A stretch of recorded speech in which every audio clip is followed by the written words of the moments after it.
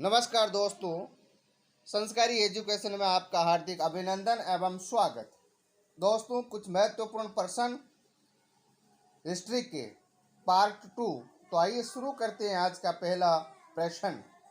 अशोक के शिलालेख कितनी लिपियों में है? तो अशोक के शिलालेख है वो 4 लिपियों में है। दूसरा प्रश्न, अशोक के स्तंभ लेखों की लिपि कौन सी है? अशोक के स्तंभ लेखों की लिपि कौन सी है? तो अशोक के स्तंभ लेखों की लिपि है वो ब्राह्मणी। तीसरा क्वेश्चन, मौर्य काल में निर्मित किस स्तूप का बुद्ध के जीवन की किसी घटना से संबंध नहीं है? तो सांची का स्तूप है जो बुद्ध के जीवन से किसी भी घटना से संबंध नहीं है। चौथा क्वेश्चन, मौर्य काल में किस अभिलेख से पता चलता है कि बुद्ध का जन्म लुम्बिनी में हुआ था? तो अशोक के रोहिनदेई अभिलेख से हमें पता चलता है कि बुद्ध का जन्म लुम्बिनी में हुआ था। पांचवा क्वेश्चन, किस प्राचीन नगर के अवशेष कुम्भलहार स्थल से प्राप्त हुए थे? तो पाटलिपुत्र से। अशोक ने गया जिले में 12 पहाड़ियों पर किसके लिए गुफाएं खुदवाई? आजीवक संप्रदाय के लिए अशोक ने 12 पहाड़ियों पर गुफाएं खुदवाई। सातवां क्वेश्चन, किन अभिलेखों में अशोक का नाम मिलता है? मार्शकी, गुर्जरा, निठुर और उदयगोलम में अशोक का नाम मिलता है। कल्पसूत्र का लेखक कौन था? तो कल्पसूत्र का लेखक भद्रबाहु। भद्रबाहु किस मौर्य सम्राट के समकालीन थे? भद्रबाहु चंद्रगुप्त मौर्य के सम्राट के समकालीन थे। 10वां क्वेश्चन, अशोक की धम्म नीति का मुख्य सिद्धांत क्या था? अशोक की धम्म नीति का मुख्य सिद्धांत है वो स्वनियंत्रण। अशोक ने किन स्तंभ लेखों में धम्म नीति की व्याख्या की? दूसरा तथा 7वां अभिलेख में धम्म नीति की व्याख्या की। चाणक्य किस विश्वविद्यालय में प्राध्यापक था? तक्षशिला विश्वविद्यालय में। इंडिका की रचना किसने की थी? इंडिका की रचना मेगास्थनीज ने की थी। अशोक के किस अभिलेख में कलिंग युद्ध का वर्णन है? तो 13वें शिलालेख में अशोक के कलिंग युद्ध का वर्णन है। चंद्रगुप्त मौर्य का प्राचीनतम अभिलेखीय उद्धरण कहाँ मिलता है? रुद्र दामन के जूनागढ़ शिलालेख में। मौर्य काल में रूप दर्शक का क्या कार्य था? तो मौर्य काल में रूप दर्शक का जो कार्य सिखों का प्रेक्षक था। 17वां क्वेश्चन, मौर्य काल में पोतवाक्ष अध्यक्ष का क्या कार्य था? तो माप और तोल का अध्यक्ष था। इंडिका का अंग्रेजी अनुवाद किसने किया था? इंडिका का अंग्रेजी अनुवाद है मैक्रेंडल ने किया था। सर्वप्रथम किसने अशोक के अभिलेखों और ब्राह्मणी लिपि को पढ़ा था? जेम्स प्रिंसेप ने 1837 में अशोक के अभिलेख और ब्राह्मणी लिपि को पढ़ा था। किस अभिलेख में अशोक ने कहा कि सभी मनुष्य मेरी प्रजा यानी संतानें हैं? पृथक कलिंग शिलालेख प्रथम में कहा गया है। देवी चंद्रगुप्त नाटक का लेखक कौन है? देवी चंद्रगुप्त नाटक का लेखक विशाखदत्त है। किस पुस्तक में मौर्य काल के पाटलिपुत्र प्रशासन का वर्णन मिलता है? तो इंडिका में। 23वां क्वेश्चन, अशोक के अभिलेखों की लिपियां कौन कौन सी है? ब्राह्मणी, ख्रोष्टी, यूनानी और आर्मेइक ये अशोक के अभिलेखों की लिपियां हैं। श्रवण बेलगोला का संबंध किस मौर्य सम्राट से है? तो श्रवण बेलगोला का संबंध चंद्रगुप्त मौर्य से है। किस पुस्तक में चंद्रगुप्त मौर्य को वर्षल कहा गया है? विशाखदत्त की मुद्राक्ष में चंद्रगुप्त मौर्य को वर्षल कहा गया है। नागार्जुन स्तूप किस युग में निर्मित हुआ था? तो नागार्जुन स्तूप है वो मौर्य युग में निर्मित हुआ था। सर्वप्रथम अर्थशास्त्र की पांडुलिपि को खोज और पढ़ा था? तो आर श्याम शास्त्री ने पांडुलिपि को पढ़ा था, यानी अर्थशास्त्र की पांडुलिपि को खोजा और पढ़ा था। 28वां क्वेश्चन, अशोक के अभिलेखों से किस एकमात्र अभिलेख लेखक का परिचय मिलता है? तो चापड़ अभिलेख में मिलता है। चंद्रगुप्त मौर्य के समय सुदर्शन झील किसने बनवाई थी? पुष्य गुप्त वैश्य ने चंद्रगुप्त मौर्य के समय सुदर्शन झील बनाई थी। कथा वत्सु ग्रंथ का लेखक कौन था? मोघालीपुत्र तीसरे थे। किस अभिलेख में चंद्रगुप्त मौर्य और अशोक दोनों का नाम मिलता है? तो रुद्रदामन का जूनागढ़ अभिलेख में चंद्रगुप्त मौर्य और अशोक दोनों का नाम मिलता है। अशोक का कौन सा अभिलेख धार्मिक सहिष्णुता को समर्पित है? तो वह है 12वां शिलालेख। अशोक का कौन सा अभिलेख धार्मिक सहिष्णुता को समर्पित है? तो वो है 12वां शिलालेख। यह मोस्ट हो सकता है क्वेश्चन। 33वां क्वेश्चन, अशोक के किस अभिलेख में 5 यवन शासकों का उल्लेख मिलता है? तो वह है 13वां शिलालेख में।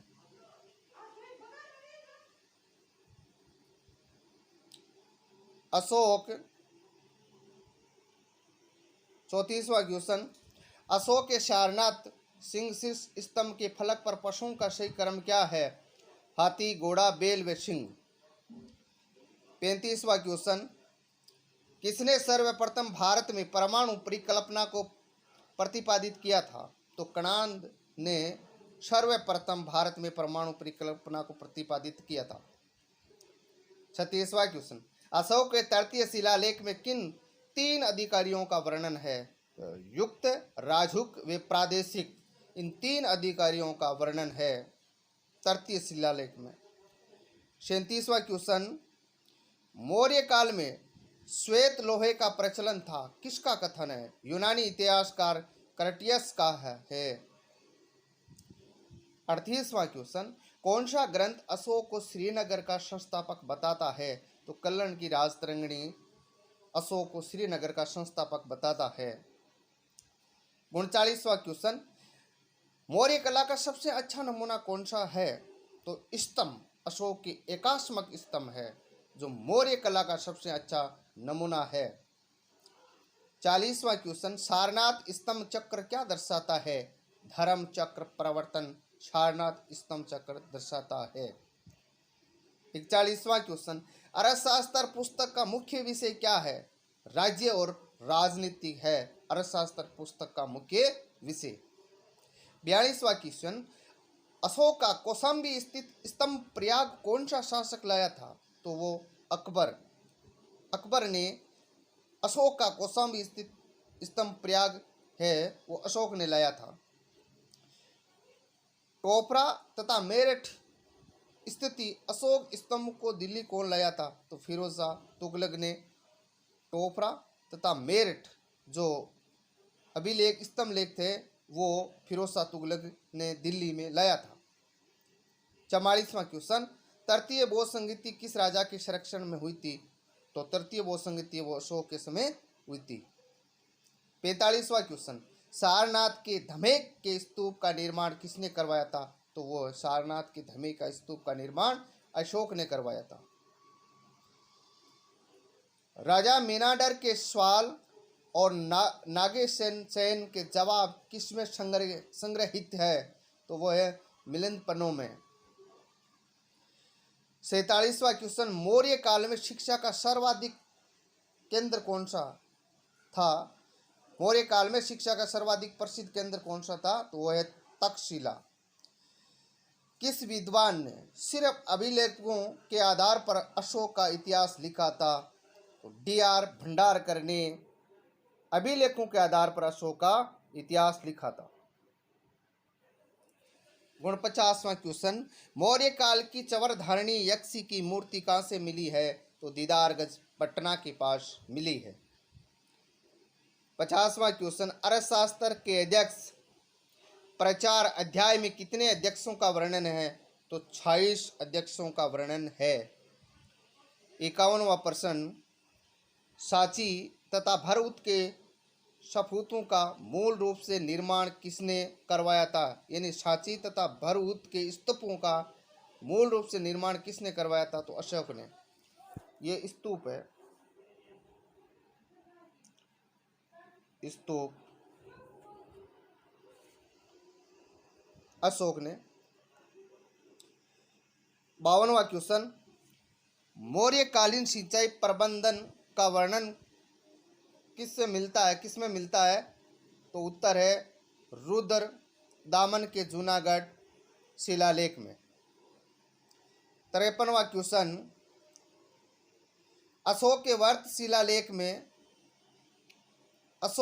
शिलालेख कितने हैं और कितनी जगहों से मिले हैं?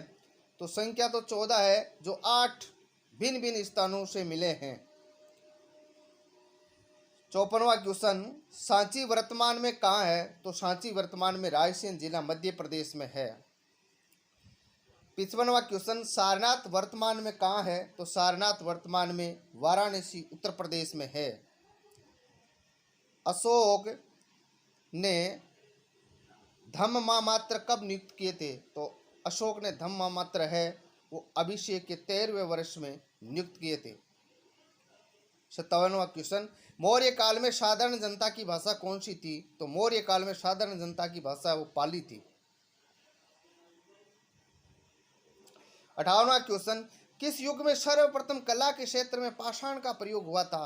तो वह मौर्य युग में। मौर्य युगीन वास्तुकला के सबसे अच्छे उदाहरण क्या है? तो वो है स्तंभ लेख। स्तूप का सर्वप्रथम उल्लेख कहाँ मिलता है? तो स्तूप का सर्वप्रथम उल्लेख है वो ऋग्वेद में मिलता है। 61वां क्वेश्चन, नालंदा बौद्ध विहार का निर्माण किसने करवाया था? नालंदा बौद्ध विहार का निर्माण कुमारगुप्त प्रथम ने करवाया था। कार्तिकेय का अंकन सिर्फ किस गुप्त सम्राट के सिक्कों पर मिलता है? तो वह है कुमारगुप्त प्रथम। त्रिमूर्ति की अवधारणा का उदय किस काल में हुआ था? तो वह गुप्त काल में। ऐहोल अभिलेख का लेखक कौन था? तो ऐहोल अभिलेख का लेखक है वो रवि कीर्ति था। 65वां क्वेश्चन, 10 कुमार चरित का लेखक कौन था? 10 कुमार चरित का लेखक है वो दंडी था। विष्णु का कौन सा अवतार समुद्र से पृथ्वी का उद्धार करता है? तो वराह शुक्र अवतार है वो पृथ्वी का उद्धार करता है। 67वां क्वेश्चन, गुप्तकालीन शिखर मंदिर का पहला उदाहरण कौन सा था? तो देवगढ़ झांसी का 10 अवतार मंदिर, झांसी उत्तर प्रदेश। गुप्त संवत किस गुप्त सम्राट ने चलाया था? चंद्रगुप्त प्रथम ने सन 319 ईस्वी में गुप्त संवत गुप्त सम्राट ने चलाया था। किस अभिलेख में भारतवर्ष का सर्वप्रथम उल्लेख मिलता है? तो समुद्र गुप्त का इलाहाबाद स्तंभ अभिलेख में। 70वां क्वेश्चन, फायान किस गुप्त सम्राट के काल में भारत आया था? तो वो चंद्रगुप्त द्वितीय विक्रमादित्य के समय फायान भारत आया था। 71वां क्वेश्चन, व्रत संहिता का लेखक कौन था? वराहमिहिर व्रत संहिता का लेखक था। मर्चकटिकम का लेखक कौन था? तो मर्चकटिकम का लेखक है शूद्रक था। दामोदरपुर ताम्रलेख किस गुप्त सम्राट का है? तो दामोदर ताम्रलेख वो कुमार गुप्त प्रथम सम्राट का है। मदसौर अभिलेख का लेखक कौन था? तो वस्त भट्टी मदसौर अभिलेख का लेखक था। 75वां क्वेश्चन, किस अभिलेख में कालिदास तथा भारवी दोनों का नाम मिलता है? तो पुलकेशिन द्वितीय की ऐहोल प्रस्तुति में कालिदास और भारवी दोनों का नाम मिलता है। ब्रह्म सिद्धांत का लेखक कौन था? ब्रह्म सिद्धांत का लेखक ब्रह्मगुप्त था। न्यूटन से पहले किसने गुरुत्वाकर्षण का सिद्धांत बताया था? तो न्यूटन से पहले ब्रह्मगुप्त ने गुरुत्वाकर्षण सिद्धांत बताया था। समुद्रगुप्त की प्रयाग परिस्थिति पर किस मुगल शासक का लेख है? तो जहांगीर का लेख है। भीतरी स्तंभ लेख किस गुप्त शासक का है? स्कंदगुप्त का। गुप्तों ने किस धातु के सिक्के चलाए थे? स्वर्ण, रजत और ताम्र तीनों धातुओं के सिक्के चलाए थे गुप्तों ने। 84वां क्वेश्चन, काव्यालंकार का लेखक कौन था? काव्यालंकार का लेखक वामन था। 85वां क्वेश्चन, हरिसेन ने किसकी रचना की थी? हरिसेन ने किसकी रचना की थी? तो प्रयाग प्रस्तुति इलाहाबाद अभिलेख, ये थोड़ा मिस प्रिंट है, प्रिंटिंग थोड़ी सही नहीं हुई है। प्रसिद्ध गणितज्ञ आर्यभट्ट कहाँ का रहने वाला था? कुसुमपुर पटना का। 87वां क्वेश्चन, किस गुप्त शासक को संगीत से विशेष प्रेम था? तो वो था समुद्रगुप्त। पंच सिद्धांतिका का लेखक कौन था? तो वराहमिहिर पंच सिद्धांतिका लेखक था। 92 क्वेश्चन, धन्वंतरि किस गुप्त सम्राट के समकालीन थे? तो चंद्रगुप्त द्वितीय के समय थे। अश्वशास्त्र का लेखक कौन था? अश्वशास्त्र का लेखक शालिहोत्र था। हर्षयुवर्धे का लेखक कौन था? तो पाल कप्ये जो मुख्य रूप से लेखक था, हर्षयुवर्धे का लेखक था। नागार्जुन की 5 रचनाएं, लोह शास्त्र, रस रत्नाकर, कक्षपूट, आरोग्य मंजरी और रसेंद्र मंगल, ये नागार्जुन की 5 मुख्य रचनाएं थी। गुप्त काल में पारे की खोज किसने की थी? तो गुप्त काल में पारे की खोज है वो नागार्जुन ने की थी। गुप्त काल में अणु सिद्धांत की व्याख्या प्रतिपादन किसने किया था? तो षड्दर्शन की एक वैशेषिक शाखा ने गुप्त काल में अणु सिद्धांत की व्याख्या का प्रतिपादन किया था। गुप्तकालीन बुद्ध की खड़ी तांबे की प्रतिमा कहाँ से मिली है? तो बिहार के सुल्तानगंज में गुप्तकालीन बुद्ध की खड़ी तांबे की प्रतिमा मिली। सांख्य कारिका का लेखक कौन है? तो ईश्वर कृष्ण सांख्य कारिका का लेखक है। 97वां क्वेश्चन, एलोरा का विश्वकर्मा चैत्य किस काल का है? तो एलोरा का विश्वकर्मा चैत्य वो गुप्त काल का है। गुप्तकालीन बुद्ध की धर्मचक्र प्रवर्तन मुद्रा की मूर्ति कहाँ से मिलती है? तो सारनाथ में गुप्तकालीन बुद्ध की जो धर्मचक्र प्रवर्तन की जो मूर्ति है वो सारनाथ से मिलती है। गुप्तकालीन जैन वर्धमान महावीर की मूर्ति कहाँ से मिली है? तो वो गुप्तकालीन जैन वर्धमान महावीर की जो मूर्ति है वो मथुरा से मिली है। गुप्तकालीन गोवर्धनधारी कृष्ण की मूर्ति कहाँ से मिली है? तो काशी से मिली है। तो दोस्तों ये कुछ 100 महत्वपूर्ण क्वेश्चन हिस्ट्री के पार्ट 2 के, और भी आने वाले समय में आपको पार्ट 2, पार्ट 4, पार्ट 5, 6 ऐसे यानी समथिंग 1000-1500 क्वेश्चन आपको हिस्ट्री के करवाए जाएंगे। इसलिए आप हमारे चैनल पर बने रहिए। आप ज़्यादा से ज़्यादा तक लोगों को शेयर करें, और जो इस चैनल पर आप नए आए हैं तो इसको सब्सक्राइब करें, बेल आइकन वाले बटन को भी दबाएं, और अपने दोस्तों को ज़्यादा से ज़्यादा शेयर करना है। और दोस्तों को ज़्यादा से ज़्यादा शेयर करना है। आने वाले प्रतियोगी परीक्षाओं में इन प्रश्नों में कुछ प्रश्न आपको देखने को मिलेंगे। बहुत बहुत धन्यवाद। जय हिंद, जय भारत।